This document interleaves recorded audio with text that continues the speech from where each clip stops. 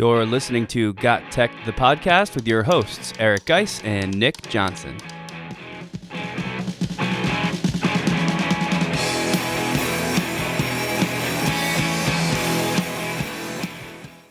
Welcome back to GotTech, the podcast. This is episode number 28, using Edjinotes for student collaboration and feedback. In this episode, we talked to Dan Gallagher about some practical uses of Edjinotes regarding student collaboration. Nick and I also go over some EdTech tools that assist teachers in providing students with near-instant feedback. Check it out.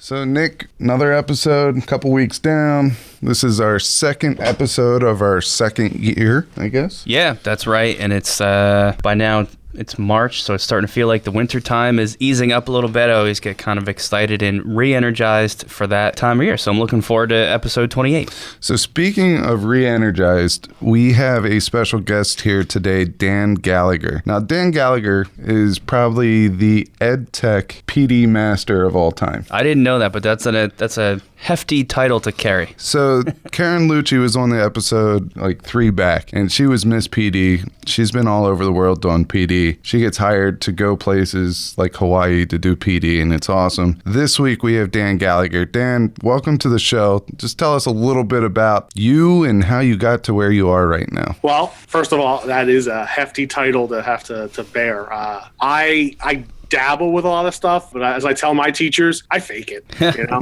My secret is, let me Google that for you. Whenever I get a question that I don't know the answer right off the top of my head, I'm turning to Google. So Google's the one that can carry the title. I just be the face. That's awesome. So let's go in a little bit about you. So where did you get started with education? How did you get to where you are now, and where are you now? So honestly, how I got started with education was back in the Boy Scouts. One of my hobbies is wood carving. And so I started working at a Boy Scout summer camp called Treasure Island, where I taught wood carving merit badge. And I had upwards to 35, 40 scouts in a merit badge class. And I figured if I can have 35 kids in a session, all with sharp knives in their hands, and no one's trying to cut me, maybe teaching's a good thing for me. So I pursued that. I went to Lebanon Valley College and got my undergrad bachelor's in elementary education. I started teaching in Springfield Township. It's right outside of Philadelphia. I taught there for a couple of years, 4th grade. My building principal saw that I had a knack with using technology. Our technology teacher was retiring. She automatically thought of me to go and take that spot. Our tech director then said, hey, we want to start doing tech coaches in our schools. And so I kind of transitioned into being the tech coach of an elementary school. And then,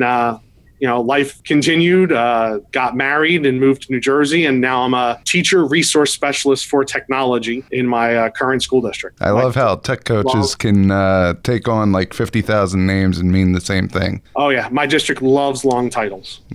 That's awesome. So wood carving. And this is something that I found very interesting once I found out that you did this. You have something called goofballs. Yes, my goofballs are basically, I take a golf ball, I cut the outer cap off of half of it, and the inside is this acrylic-based, almost like a polyurethane type of material, which carves very similar to wood. When I went off to college, I needed something that I could do in a dorm room. It didn't require as many tools as wood carving does. And so I heard about golf balls. So I've been carving golf balls.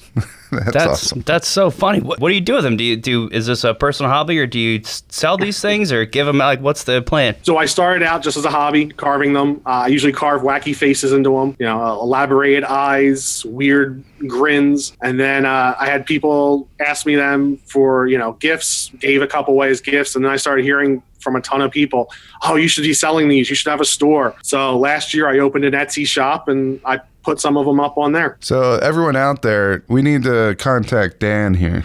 And, it was Custodial Appreciation Day, Secretary Appreciation Day, or Boss Appreciation Day. Contact Dan. He'll hook you up with a goofball. And it's a gift that keeps on giving because they get to look at it every day on their desk. All right, so let's get into it a little bit. I know that you are a big fan of certain EdTech programs. You're a coach of many, a trainer of some. You are an ambassador of a couple. Let's get into a couple of your favorite ones. What are some of the ones that you have a passion in, and what are you using them for? A newer one to me right now is called Edjinotes. It's a tool that allows you to take either text that you've typed in, images, or PDFs, and be able to push them out to students, and they can either highlight the text or they can tag that image, and they can leave text annotations, they can leave emojis. They've even opened it up now that you can start leaving audio comments. And then they have a feature for the teacher called Heat Vision. And when you turn Heat Vision on, now the students can see everyone's annotations that they've left. And if they've highlighted the same sentence, that highlight starts turning from a color yellow to a darker red to kind of show how many people have the same thoughts. I really liked it because I had a middle school teacher come to me and said she wants to really enhance her students' conversations. She would usually give them some type of document or excerpt to read and then have the students talk about the writer's craft. What did that author do in that piece to kind of hook the reader in? But she noticed that the kids weren't really talking. And I see that in middle school. They're afraid to share their ideas because they don't want to look foolish. They don't want to think, they think that no one else is thinking the same as they do. We noticed when we ran a group that did not have the tech and we ran the group that used Edgy, the conversation was much richer because the students had a chance when Heat Vision got turned on to see other people were thinking the same things as them. And now they were willing to talk about it and share and discuss. Whereas the other group, they were fearful of, these are my thoughts and no one else is going to think them. And I have no other way of seeing if they've thought them, so I don't want to talk. So this is fascinating, but Mitch, this is completely brand new to me. I've heard of Edgy, but that's about as far as it goes. Can you just maybe catch me up a little bit? You said you share something with them. You share a PDF? Is it a Google Doc? What's the formatting of what you provide? So there's 3 different ways you can upload content. You can either copy and paste the text in because they have a text editor, or you can upload an image or a PDF file. And that's what you push out to the students. And then what the tool allows you to do is either put a tag on the image or put a tag on the PDF, a little spot indicating where you're going to leave your remarks. Or if it's text, they can highlight the sentence or the word or the phrase and be able to leave either text-based comments, emoji comments, or they've started to allow audio recording. I think for me, I can easily come up with a couple of different projects that I would use this for. First is poetry. And this one is the one that's stuck out to me right away. And it's not even to say, okay, in proper formatting, find those errors. You could do that. You could say, all right, here's a poem. It's not written correctly. Go find the errors. And they could highlight that and see, who can do that. But I'm thinking if you want to start collaborating, if you want a discussion, you give them a couple poems that are pretty powerful and you just tell them to highlight the parts that really resonate with them. And that itself will help you identify craft or what is effective writing while writing that poem. So that was the first one. The second one is math. Oh, yes. All right. I was going to talk about math. So how can we use this in math? I mean, if you said you could take an image. I would just, write down a math problem on a piece of paper and maybe change a step or two of the work that they write. And if we change a step or two of the work that they write, you could ask them to identify where they went wrong. Because in math, if you can identify a wrong step that they took, you really have a thorough understanding of the process. So those are the 2 that I was kind of thinking about. You said that you use it in math as well. Yeah, I love tech tools where they can be used regardless of the content area. And so recently I did a math lesson in 6th grade. We've adopted the math workshop model. And so one of the components is doing something called number sense routines, which is basically a time to get students talking about math. And so what we did was we took an image of 4 different expressions. So maybe x minus 3, x squared plus 2, x minus 3 squared, and then 5 minus y. So you have that image with those 4 different problems in the 4 corners. So we pushed that out through Edgy. We had the students mark and explain which one didn't belong. For whatever reason, they had to type in why they felt that didn't belong. I then turned heat vision on, and they could then see what their classmates thought as well. I then told them, okay, now you're going to get in your like groups, and as a group, you're going to talk about, since you've already just said why it doesn't belong, now I want you to come up with an argument of why it should stay. And then elect a speaker from that group to kind of pitch your rationale of why your expression should stay in the group. And then based upon what I hear, I'm going to make the final decision of what we're getting rid of. And so the tech tool kind of helped facilitate that conversation and kind of prime the pump in their thinking. That's cool. I need a clarification here. Certainly. When the teacher turns on heat vision, do the other students see like whose work it is? So the other students are now able to see who identified whatever area and what they typed. Okay. So if Nick highlighted something and he's the only one that highlighted that, does it show Nick's name next to it? It would show the initials. I've actually sent feedback in that I think that would be a neat feature to be able to have like an anonymous mode. You know, you're able to flick a switch and then you won't know who said what, but you'll at least see what everyone submitted as their comments. Yeah, I definitely agree with you. I think that kind of brings up the topic of safe failure or whatever, however you want to term that, but that's kind of what it is. But Edgy sounds really, really cool. Something I was thinking about as you were explaining that, especially that heat vision feature, is just the power that has to me. And maybe you can tell me, Dan, if I'm thinking about it the wrong way, but opening up classroom discussions. Because like you said, it's especially middle school and even high school in a big way. I know I didn't really shake this until college, but that fear of asking a question because you don't realize yet that there's probably a lot of other people that have it. So the ability to see this heat vision where you can kind of get a sense of where everybody else is highlighting or what everybody else is writing, to me, that just jumps out as like, wow, now as I'm the kid who has ideas that never would have shared them, I can see there's a bunch of other people circling the same thing or writing a similar thing. So I sort of know that's like, almost like a safe thing for me to say, because I know that that's something else that's not going to get laughed at. Is that kind of a feature of this? Yes. So I find that it gives all students a voice in the classroom.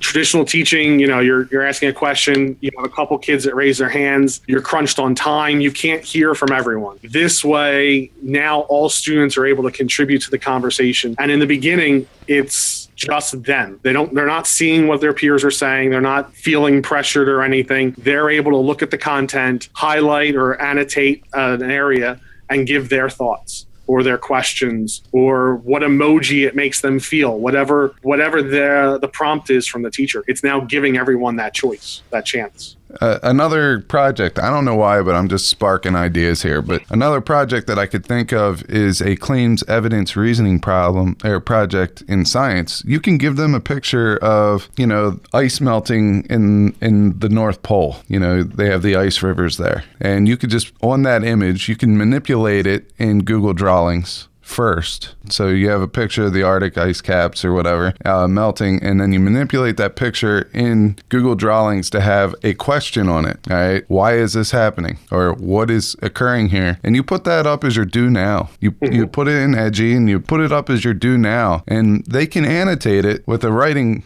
or with text, right? Yes. So they could just come up with different ways or reasons why this is happening. And then from there, you could share everyone's responses. And then they have to decide which one of those responses that they want to research and examine further. And then at the end of the period, they do a gallery walk of what they have come up with. You know, not to take the movement out of it, but the gallery walk is just turning that heat vision on. And now you're able to see everyone and what they've tagged. It's so cool. I'm even thinking of, this is one of those things I can tell where there's so many uses, it kind of just gets your brain, you know what I mean? It's like you start popping in with all these. Any of those tech tools that can be used across disciplines. So easy. Regardless of the grade level, those are the ones I usually gravitate towards. I'm thinking of one thing I've been trying to do a lot of recently with my chemistry kids is instead of just having them work out a calculation on a piece of paper, I've been giving them pre-done calculations by other students and having them analyze it for what the mistake is. And I usually do it as a discussion where I say, okay, here's 3 other students' work. There's 2 mistakes in this one and 3 mistakes in this one. Share out what you think. And they're always afraid to say what they think the mistake is because they don't want to they don't want to say it wrong. They don't want to sound stupid. But man, if you could give them like a PDF of that work first, again, so they could kind of see, oh, everybody is looking at this same area, it almost might make a student more excited to answer, because they'll be like, oh, I know what I think is wrong in that, and just give them a little confidence. What a cool thing. I was also thinking for like English teachers, just push out an essay and have the kids edit that way. Everybody's highlighting certain problem areas. What a great way to see how other people are editing written work for grammar mistakes or any other kind of writing stuff. All right, so let's get down to the nitty gritty here. What is Edgy going to cost us? Okay, so it's one of those freemium tools. You can start out with a free account. What it does is it gives you access to everything. You can do the text, the images, the PDF. You can annotate with typed text. You can annotate with emojis. You can even record audio. But the limitation is the fact that the teacher can only have 2 Edgy activities in their account at a time. So if they, use this often, they're going to have to delete previous activities and have to remember the next year what they did and put it back, create it again almost. If you do start using it and you like it and you upgrade, you're upgrading to what they call Hero. And Edgy Hero, I believe, is like $5 a month. And then it gives you unlimited activities that you can have. Students don't need accounts. When you create it, it gives you a link that you share out, and the students go to that link. They can either sign in with Google and it gets their name that way, or they can type in their name and then they're good to go. They can start annotating on whatever it is that you pushed out to them. There's also like a school or district level account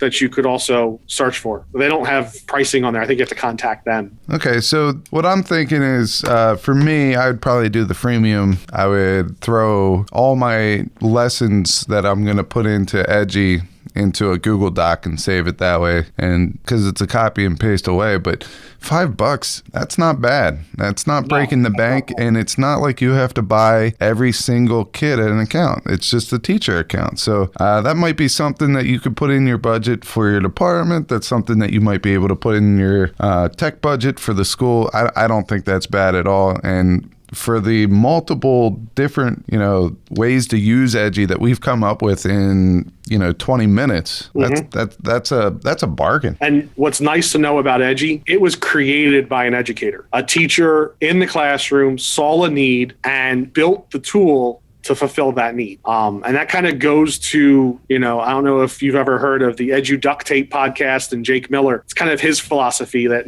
technology should be like duct tape. It's going in to fix some sort of issue, some sort of problem you're seeing. And the technology is used to make that work for you. Yeah, that's always the best. That's always the best stuff. And it's when you were saying that, it kind of made me think of when you were describing one of its features, which is that the students don't need to create an account. I love that these days, unless it's something that I really already am invested in. If it requires my kids to make accounts with the usernames and passwords, I'm skipping it. I'll be totally honest, because it's so much hassle. Everybody's got so many different passwords. It decreases the buy-in on the students, because they're thinking like, now I gotta deal with this other password thing. It's a whole thing. So you can just little stuff like that, like not requiring a student sign-in account. You can tell that's created by a teacher, because that's just one of those little bits that's just so usable and makes me say even more, that's something I'm going to try like tomorrow, because it's easy. And I really love the fact that it's made by a teacher. I mean, earlier our first year, we talked with Kyle Nemus and of Classroom Q, and he found the need, just like you said, with the elementary school teacher, and he brought it into, he developed it and brought it into the classroom. He had a partner with him, but Classroom Q is another one of those where if there's a need to have students be more productive and not keep their hand raised all class period and to sign up to be helped, I mean, that's something that me as a teacher, I would invest in. Those are your priceless tools that is worthy of an investment, in my opinion. So love Edgy, and I want to thank you for bringing that to the show, because, these tools that are newer that come out, I mean, these are the things that we want to get out to our audience, to our listeners, and to other educators, because there's a lot of value here. It does fit a need. This is Edgy has their own niche that it completes, So, thanks, Dan. Everybody check out Edgy online to incorporate into your lessons, and stick around, because we're going to have Dan in a little bit on the GotTechED Hotseat.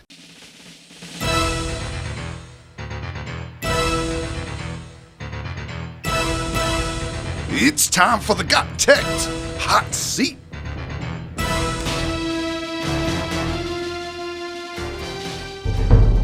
All right, so we got Dan here, and he is going to go on our EdTech Hot Seat. Dan, this is kind of big. I want you to know there's a lot of pressure here. I mean, I'm feeling it. I know how you said in the previous episode that you have a heating pad. I think you might have dropped one off at my school because I'm feeling it here. you take the Family Feud, the last little thing that they do, and you feel that pressure, but now it's like EdTech pressure. So what we do in the GotTechED Hot Seat is we give you 7 prompts.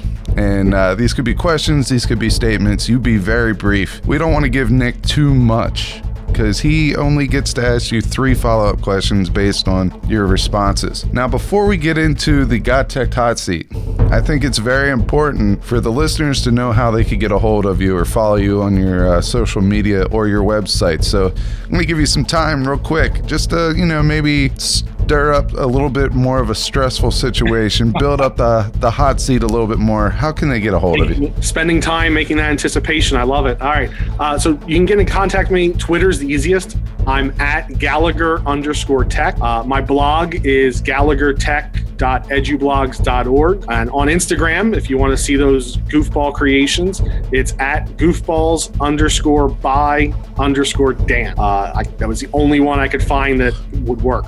But I'll send you all of those links so they can be in the show notes. Awesome. So, Nick, you understand your what you have to do during this? Yeah, I get to ask him 3, right, of his responses, 3 things afterwards that I want more info on. Yep. And Dan, you're ready to go? I think so. You are officially on the GotTechED Hot Seat. We're going to start off easy. Google Keep or Evernote? Right away, I would say Google Keep. Kahoot or Gimkit? Gimkit. What are your top 3 go-to apps and or extensions? I'm going to go with all extensions, Clipboard History 2, GIFIT with an exclamation point, and Edit with Edpuzzle. Name one EdTech tool that you would feel would win the award, the best kept secret of the year. I would have to go to what we talked about before, Edgy. What is more important, a supportive administrator or a strong PLN? I would say the PLN. What is your favorite EdTech conference or PD that you go to? That's tough. Being a connected educator, I go to a lot, so I'm thinking anything that has an ed camp in the title would be my go-to. And will you be presenting at ISTE 2019? Yes, and I'm very excited about that. All right, so there he goes. Are you sure I only get to ask 3? Well, I think I'll let you ask 3, and then I think I want to ask 1. All right, there's a lot of good stuff that came up there. The first thing, Dan, I'd like to ask you about is something that we've talked briefly about before. Guys, you mentioned one of our other guests, Kyle Nemus, who I believe is the last time we mentioned this. But Gimkit, just as an alternative, what I think is a new and exciting alternative. I know a little bit about it, but could you describe that in some more detail for people that might not know about Gimkit? I'm liking Gimkit right now. Like you said, it's new and exciting.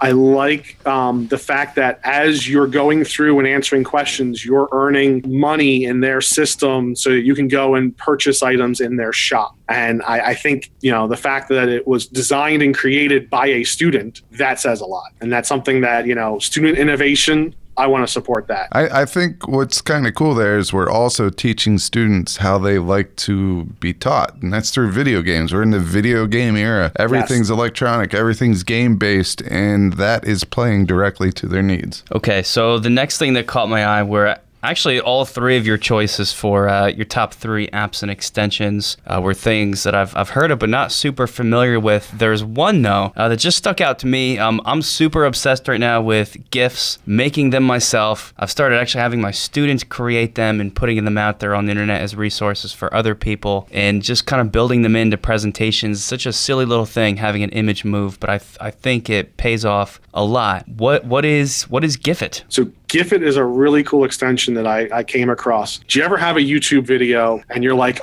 3 seconds of that would be the perfect way to explain whatever concept to my students? Yes. What GIFIT does, once you install that extension, it puts a button on YouTube so that when you're watching the video, you click the button and then you tell it what time you want to turn that into a GIF. And then it takes that segment of the video and renders it into a GIF. This is unbelievable. That is It's fantastic. a game changer when it comes to GIFs, especially with students. They're so visual. Yeah. I can just any video on YouTube, I click the GIF it button, and I'm able to grab that and send that out to the students as a quick little GIF. This is crazy because the old way that I used to have to do that, and this is probably not even legal, but I used to pull up Screencast-O-Matic, screencast over top of the YouTube video as it plays, save that video file to my desktop, upload that video file into an online GIF creator. It was like a 15-minute process just for one GIF. So this for me, that's exactly what I was hoping you'd describe it as. That sounds awesome.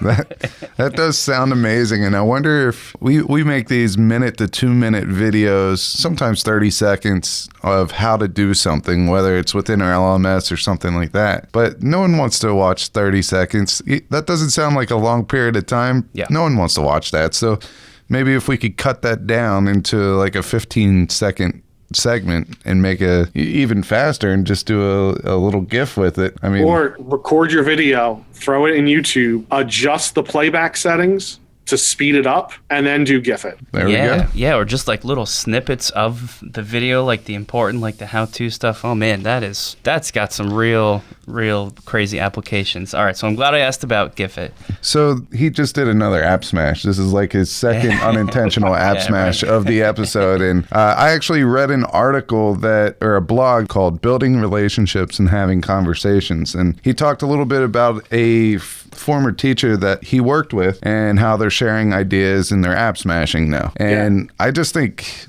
app smashing with all this stuff it takes two really awesome tools and it makes it a super tool. And I think we just need to kind of point that out a little bit because, a GIF really is just a super tool. It's taking a video, it's taking information, and it's kind of squeezing it together in a fast forward way of delivering that information. I think that's awesome. It's easily digestible. It is very easily digestible. That's where we need to meet our students as well, make things as easily digestible whenever we can. So that's amazing. I'm going to probably start using that like tomorrow. And then my last one is going to be, I hope you probably knew I was going to ask this, guys, but the ISTE one for sure, only because GotTechED is also going to be at ISTE presenting. So maybe you could describe to us and our listeners what you'll be talking about this year. So the topic I'm presenting on is right up your alley, and hopefully your listeners' alley. It is taking the concept of those digital escape rooms, those breakouts.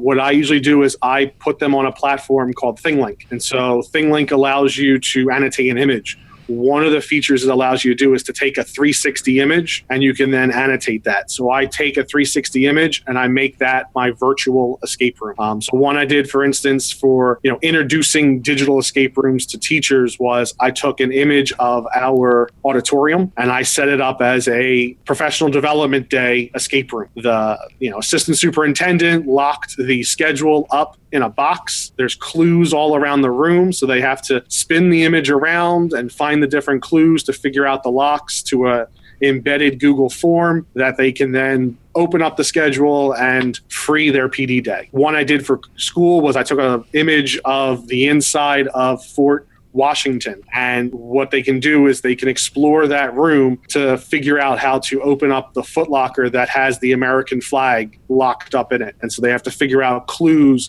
and it kind of introduces them to that content of learning about the Revolutionary War. I think there's strong narrative ties there, and that's one of the biggest things that we talk about with our escape rooms. And believe it or not, our topic at ISTE is kind of similar, except we're not focusing on ThingLink. I guess right now would be a good time to kind of get into what we're getting at ISTE as well. Could share a little bit, yeah. So we've done digital escape the rooms, we've done physical escape the rooms, and the physical ones have boxes and locks, which could get very pricey. And then we have our digital ones where we feel like we lose a lot of the hands-on experiences with whatever clues they're manipulating or working with. So we've started to come up with these hybrid models where we're not using boxes, we're using a Google form for the code, and we're giving them the physical manipulatives, the worksheets, the clues, the hands-on like puzzles, 3D printed things, have them work with those, and then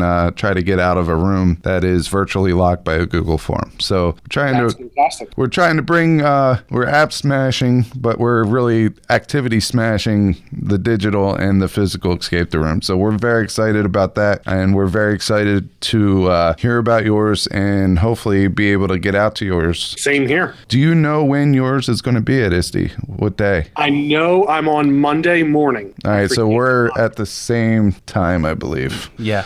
We're Monday morning, mid-morning for an hour. So Okay. we'll definitely once everything is ironed out and the schedule is what it's going to be. We'll tell everybody what ISTE workshops we're going to try to attend, and hopefully we could meet Dan down there as well as some of the listeners down at the ISTE 2019 conference. I'm looking forward to it. You can follow GotTechED outside the podcast at gottech.com or on Twitter at WeGotTechED. So we just got done talking with Dan about Edjinote, and one of the things I was thinking about this whole time was feedback. There's a lot of ways in Edjinote to provide feedback, so I kind of wanted to take the idea of feedback and carry it over into another segment. So in Edjinote, it's simple. The students provide each other feedback by highlighting different areas of a text, and they could see what each other's thinking based on that heat map that Dan was talking about. So let's take this idea of feedback and let's think about it in a non-digital way and also as a digital way of providing feedback. So, for example, a non-digital way. I recently observed a health class and they were doing team building with content connections. For example, in health, they were talking about the different bones of the body, but they had to somehow come up with a physical representation of that, like a metaphoric representation of the skeleton. Okay.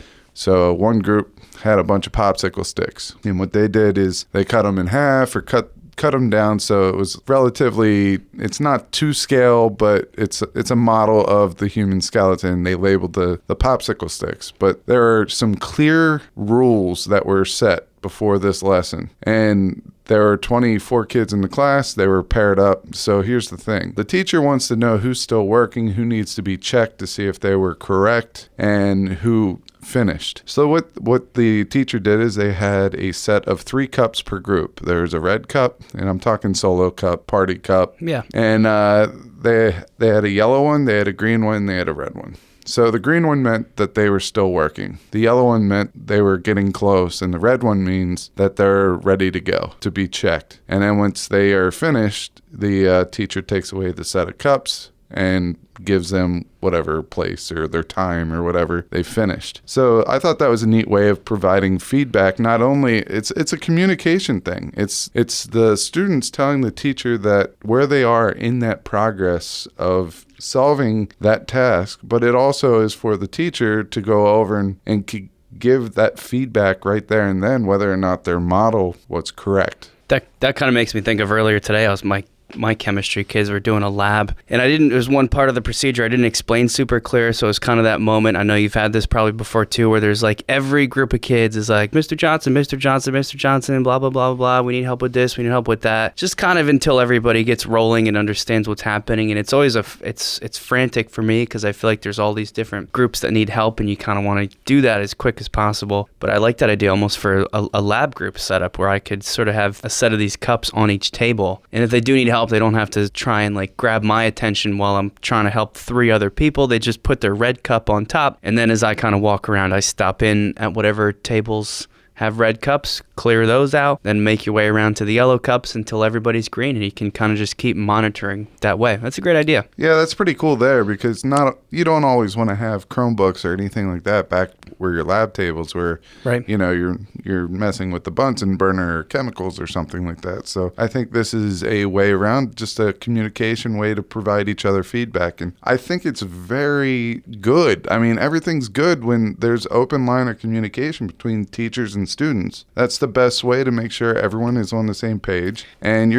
feedback from the students is equally important as feedback from teachers to students. Sure. And as far as, old school methods of teacher feedback to the students, I'm still a huge fan of just like the standard exit slip. Sometimes my kids are working on a piece of paper, practicing something in class right before the bell's about to ring. Every once in a while, I just did it this week. I'll still just say, okay, everybody turn in blah, blah, blah with this problem solved as you walk out the door. And you just go with that, thing that we've all been doing for so long, but it just gives that such a nice immediate feedback that doesn't necessarily require a digital component. A lot of times when I gave my exit slips, I asked them for either questions that they had a concern about or something that they think is a misconception with the content that we went over. And usually I do this after 4, 5, 6 lessons into that topic, unit, chapter, whatever. And then what I do is I group all of the responses into categories that kind of fit together. I lump them together. And then the way that I start the next class, my do now is I give them a copy of the exit slips,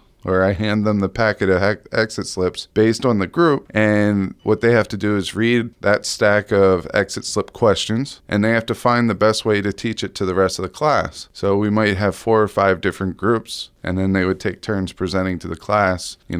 This is the misconception. This is how you can think about it to keep it straight, and just go from there. So they're using an exit slip to become a do now. Right. And it's another type of feedback. I mean, they're letting me know that they're struggling in these areas, and then I am giving them a chance to gain those skills in that content area. So it works out for both. Well, I think it's important to remember too that for as many digital platforms as we talk about, I think both you and I feel the same way, that there are certain things that are just good teaching moves, like the exit slip that we've talked about, like some kind of feedback using colored cups or popsicle sticks or whatever you want, or as simple as, hey, all the kids are trying to answer a question that I've posed to them, and I'm just walking around and watching what they do. And if I see somebody struggling, you step in. It's in the moment. It's faster than any digital method could be, because you don't have to wait for sharing of things or typing stuff in back and forth. It's literally happening right then and there, and that face-to-face contact almost can't be replaced any other way. So it's always worth mentioning to me some of these non-digital methods. So let's shift the focus a little bit, because I think sometimes, we always say that if it's enhancing a lesson, if it's enhancing a learning experience, digital tools are warranted. Yes. But only if it enhances. So let's talk about some activities that we do as teachers that providing them quick feedback using a digital tool can really enhance the experience. And the one that I think about all the time is when we do research papers. All right. In science, we call those labs. So sometimes we have to provide a background to the lab, and they do a full lab write-up. But this is the same for an English research paper, or history research paper, or any class that has to do research. So how can we provide them, the students, with feedback using a digital tool on a research paper? So what I'm thinking is, if they're in the beginning stages of research where they're making a kind of like a skeleton of what they're going to talk about, all right, they could share that skeleton with the teacher, and we could use a tool like text and talk and comment. And we could use a tool like Talk and Comment, which is an extension that goes right into Google Docs.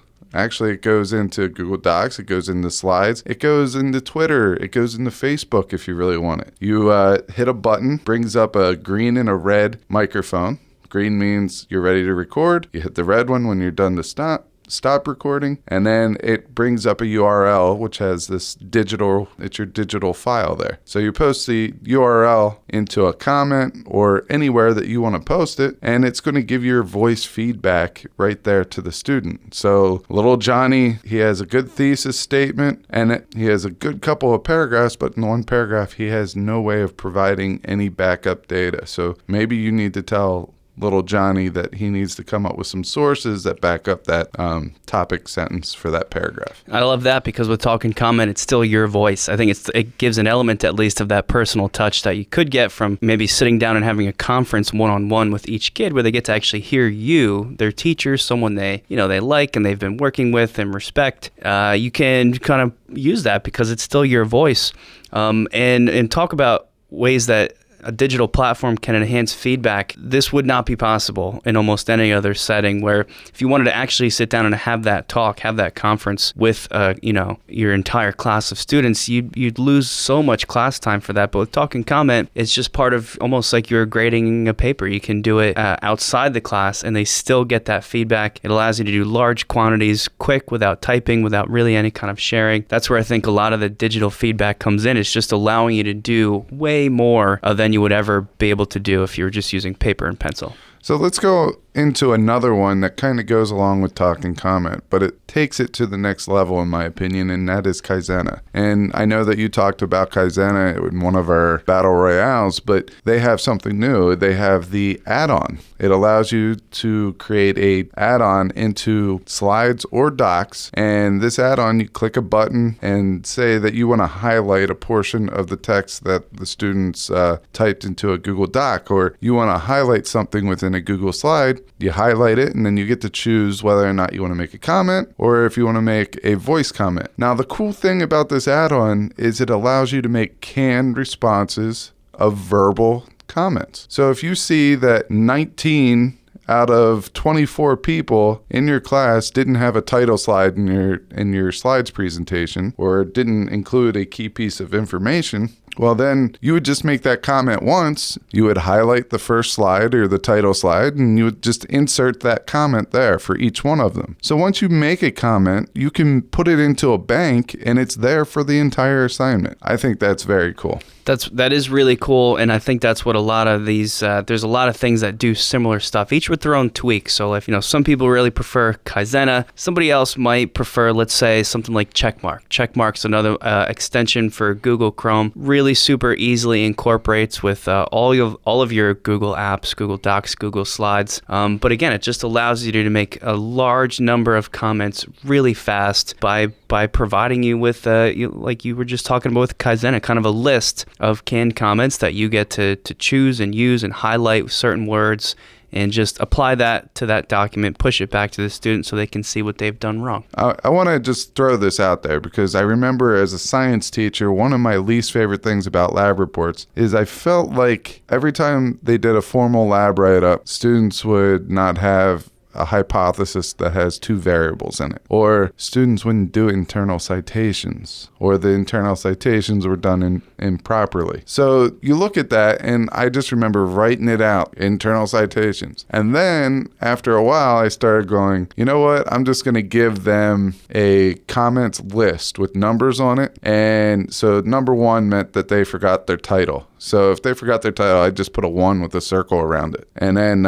on that key, it would also say how many points that was worth. But a lot of students said that the personalized touch wasn't there. They just felt like a robot graded my paper. Well, that adds an extra step for them too. Then they got to go look at your key to figure out what they did wrong. Yeah, they said that the feedback wasn't authentic. Right. And I appreciate that. But sure. I think Talk and Comment, Guise, and Checkmark all give you that personalized touch when you go to give feedback within a student's paper, doc, slide, whatever it is. And then my favorite one, I should probably let you talk about this because really you're the one that discovered this and kind of turned me onto it. Does a similar thing, but there's just something about it I like more. I think it's the color aspect you can incorporate, as silly as that is. I don't know why, it just appeals to me. But Google Keep is more of like an organizational tool, but it has it's also allows you to sort of add like a toolbar to your Google Docs where you can type in whatever you want. We've talked about using Google Keep to sort of and you can upload anything. It doesn't have to be text, so it can be an image, say of like a rubric that you've got, and you want to sort of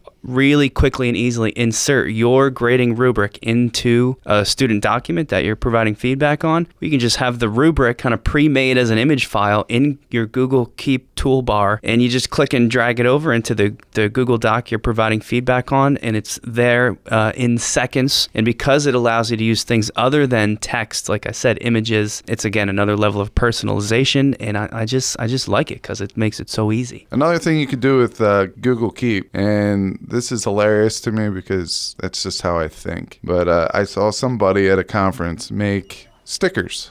digital stickers. So they would take a picture that they liked, they put text over top of it, they saved it in their Google Keep, and then they would drag it over to the top of the paper. And do you remember those scratch and sniff stickers that we had growing up? Dude, I love scratch and sniffs. So the one teacher was putting scratch and sniff on it, and I actually saw some teachers in the professional development scratch their screens.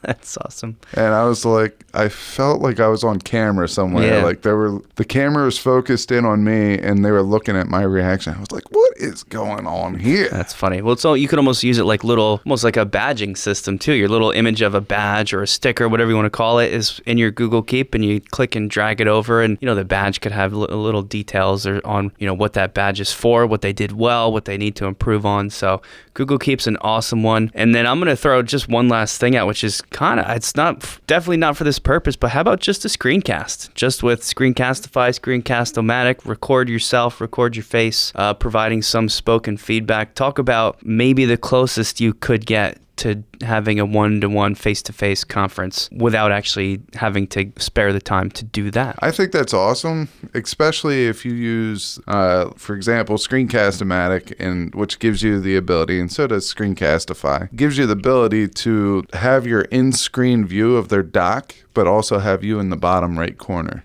Right. So really, that's taking maybe a little bit more time to make. I know with Screencastify, every video goes right into your Google Drive. So the extra step is how you're going to get that video to that student, which is probably an email or something like that. But it takes a little bit more time, but it also brings the authentic feeling of that feedback and the personalized feedback to a whole new level, which I think students would appreciate. I've done this before, almost like if I run out of time in class and I can't get to say something to a student that I know I wanted to, I'll pull up their document that I want to talk about. I'll do a screencast with their document on my screen so they can see it. I'll highlight on the screen so they know what I'm talking about. I'll use the little show my face option. And at least if it's Screencast-O-Matic, I just push it straight to YouTube, and I get the little URL link for that video's YouTube location, and I just email it straight to the kid. There may be a faster way. Actually, if someone knows about a